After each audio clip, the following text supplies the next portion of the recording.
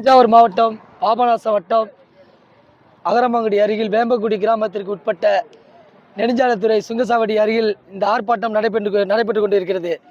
என்னவென்றால் இந்த பகுதியில் சுற்றுவட்டாரத்தில் பாடகசாலைக்கு சொந்தமான நிலத்தை 150 ஏக்கரை விவசாயிகள் ஏலப்பட்ட விவசாயிகளுக்கு அன்று அந்த ஐயர் எழுதி வைத்து சென்றுவிட்ட விவசாய நிலத்தை பயிர் செய்து வருகிறார்கள்.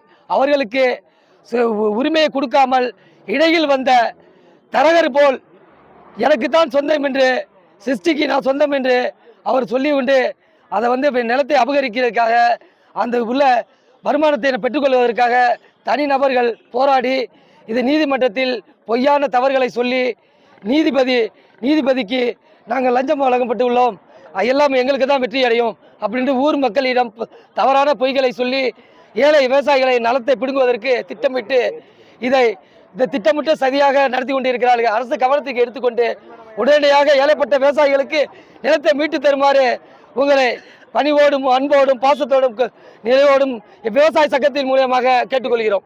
நன்றி.